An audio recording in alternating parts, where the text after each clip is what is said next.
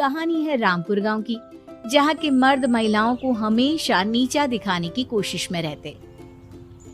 अरे अभी तक खाना नहीं आया, क्या मुझे एक और शादी करने की जरूरत है? नहीं जी नहीं, ऐसा मत करना, वरना मैं कहाँ जाऊंगी। खाना लेकर मैं अभी आई जी। गांव की पंचायत में भी फैसले हमेशा औरतों के खिलाफ ही रहते। मैं जो फैसला सुनाता हूँ वो भगवान की आज्ञा होती है। इस लड़के ने अपने मन से शादी करके अच्छा नहीं किया। लड़के को घर भेज दो और इसकी शादी इसकी जाति की किसी लड़के से करवा दो, लेकिन ये लड़के, इसे तो गांव के बाहर निकाल दो।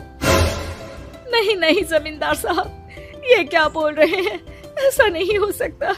मेरी बेटी मासूम है, इसे अच्छे बुरे की समझ नहीं है। अरे कहाँ जाएगी ये बेचारी? कहाँ जाएगी? इतनी चिंता है तो पूरे परिवार का गांव निकाला कर देते हैं। बेचारे पूरे बसे बसाए परिवार को गांव छोड़ना पड़ता है। चाहे जो हो, अगर बेटियों को कंट्रोल नहीं कर सकते तो गांव में रहने का कोई मतलब नहीं है। यहाँ औरतों को दब कर रहना होगा। कोई भी अपने हिसाब से कुछ नहीं कर सकता, सब ईश्वर की मर्जी से ही होगा। तभी गांव का एक आदमी दौड़ा दौड़ा आता है। सरपंच साहब, जमींदार साहब, वो कालिया है ना, उसकी बेटी पढ़ने के लिए शहर जा रही है। अच्छा, ये कब हो गया? और कालिया की हिम्मत कैसे हो गई ऐसा करने की? लेकर आओ उसे और उसकी बेटी को। बस फिर क्या था, हाजिर हो जाते हैं कालिया और उसकी बेटी सरपंच के सामने। और कालिया, ये क्या सुनने में आ रहा है? बेटी को इंजीनियर बना रहा है तू? और ये बता, गांव में तो स्कूल नहीं है, फिर कहां से इतनी क्लास पास कर गई तेरी बेटी? राधा, जो कि कालिया की बेटी है, उसे लगता है कि सरपंच उसकी तारीफ कर रहे हैं। सरपंच जी, मैंने ऑनलाइन पढ़ाई की है, डिस्टेंस लर्निंग से। सभी में मैंने अच्छे नंबर पाए हैं, जिसे देखते हुए शहर की इंजीनियरिंग कॉलेज में मुझे स्कॉलरशिप मिली है। वाह जी वाह, क्या होती है ये? पहले तो ये बताओ, फिर आगे की बात करते हैं। पूरा गांव राधा की बात सुन रहा था और राधा बोलती जा रही थी। तो ऐसे मैं फ्री में एक अच्छी शिक्षा लेकर गांव में जो कुछ परेशानियां हैं, जैसे बिजली, पानी और इंटरनेट जैसी समस्याओं के लिए काम करूंगी। मैं गांव को शहर से जोड़ने के लिए पुल का निर्माण करवाने का प्रस्ताव रखूंगी।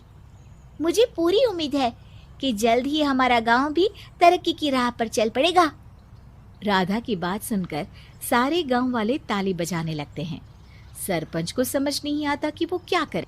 चुप रह नादान लड़की, गांव के खिलाफ जाने के लिए तुझे गांव से बेदखल कर दिया जाएगा, वो भी पूरे परिवार के साथ। और हाँ, अगर ठीक से गांव में रहना चाहती है तो ये पढ़ाई लिखाई छोड़ दे। हम तेरे लिए गांव का कोई होनहार लड़का देखेंगे। तभी गांव का एक आदमी बोल पड़ता है। अरे नहीं नहीं सरपंच जी, राधा बिटिया जो बता रही है, अगर वैसा हो जाए तो हम लोगों को पैसा कमाने के लिए बाहर नहीं जाना पड़ेगा। हाँ जी, और ना ही कोसों दूर पानी के लिए भटकना पड़ेगा। हमारे बच्चे भी अच्छी पढ़ाई कर सकेंगे और आगे बढ़ेंगे, ना कि हमारी तरह खेती करते बैठेंगे। क्यों गांव वालों, राधा बिटिया का साथ देना चाहिए ना। सरपंच देखता है कि गांव राधा के साथ है तो वो चुप हो जाता है। वो घर आकर अपने सलाहकार से बात करता है, जो बहुत ही चालाक किस्म का इंसान होता है। अरे सरपंच साहब, आपको बहुत ही होशियारी से काम लेना पड़ेगा। एक बार गांव तरक्की कर गया, यहाँ के बालक पढ़ लिए तो कोई ना पूछेगा आपको। और फिर ये जो बेटा और बेटी है ना आपके, इनको भी आम लोगों की तरह ही जीवन जीना होगा। हाँ, लेकिन करे तो क्या करे? वो ना आप मुझ पर छोड़ दीजिए, बस मैं जैसा बोलूं करते जाइए। अगले रोज सुबह जब गांव वाले सोकर उठते हैं तो राधा के घर के बाहर और साथ ही वो लोग जिन्होंने राधा का सपोर्ट किया था, उनके घर के आगे लाल रंग से कल आऊंगी लिखा होता है। कल आऊंगी, यह क्या होता है? अरे यह तो खून से लिखा है, लगता है कोई भूत प्रेत या चुड़ैल का साया है। चलो सरपंच जी के पास चलते हैं। सभी सरपंच के पास जाकर उसे सारी बात बताते हैं।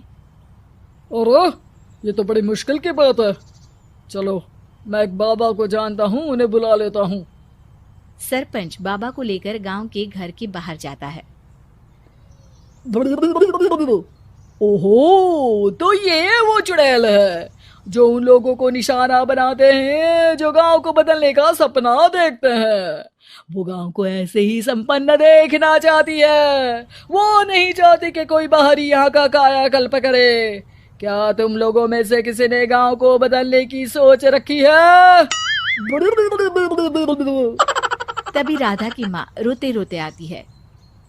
मेरी राधा घर से गायब हो गई है।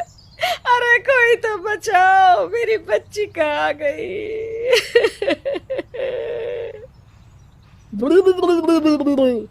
ले गई वो चुड़ैल, तेरी बच्ची को ले गई। अब वो उसे श्रापित करके छोड़ेगी, उस पर चुड़ैल का साया हो जाएगा। तभी बुरी सी हालत में राधा भी वहां आ जाती है। उसके बाल चुड़ैल की तरह फैले होते हैं और कपड़ों में खून लगा होता है। सभी राधा को देखकर डर जाते हैं। माँ, पता नहीं मुझे कौन उठा कर ले गया था। अरे दूर दूर हो जा चुड़ैल, अब हम लोग इस गांव में नहीं रुकेंगे। अरे कैसे बातें कर रहे हैं आप? कल तो आप मेरे भरोसे गांव का हुलिया बदलने, अपने बच्चों को पढ़ाने और तरक्की उन्नति की बात कर रहे थे, तो आज क्या हो गया आपको? ये फिर तुम लोगों को बहकाएगी। ये चुड़ैल गांव में आ चुकी है, ऐसे ही ये तुम्हारे घर के बच्चों को भी ले जाएगी। गांव वाले राधा को गांव से बाहर निकाल देते हैं। उसके माँ बाप रोते रहते हैं, लेकिन गांव वाले नहीं मानते।